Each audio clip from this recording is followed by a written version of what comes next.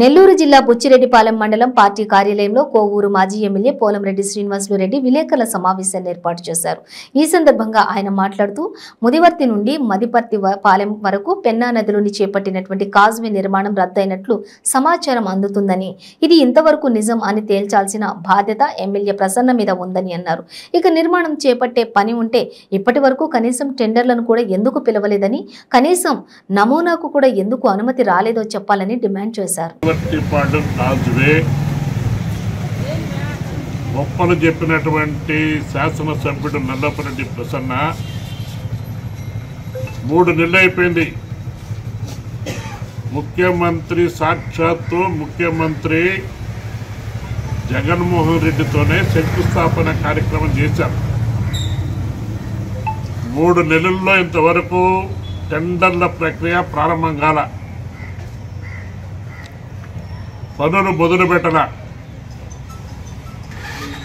ఈనాడు కోవూరు నియోజకవర్గ ప్రజలకి నువ్వు వాగ్దానం చేస్తున్నావు. ఏ వాగ్దానం చేశావు? ముదివర్తిపాలెం కాజ్వే నిర్మాణం చేయకపోతే నేను ప్రజల దగ్గరకు రాను, ఎన్నికల్లో పోటీ చేయను, ప్రజలకి ఓటు అడగను అని చెప్పినటువంటి వ్యక్తి ఈరోజు మాకు వచ్చినటువంటి సమాచారం ప్రకారం ఏదైతే ఈ శంకుస్థాపన కార్యక్రమం చేశారో ఈ షెడ్యూల్ని కేంద్ర ప్రభుత్వం రద్దు చేసిందని చెప్పేసి మాకు సమాచారం రావడం జరిగింది. అయా ఎమ్మెల్యే ప్రసన్న, ఇది వాస్తవమేనా? ఈ పనులు రద్దయినయా? రద్దు కావడానికి కారణమైంది?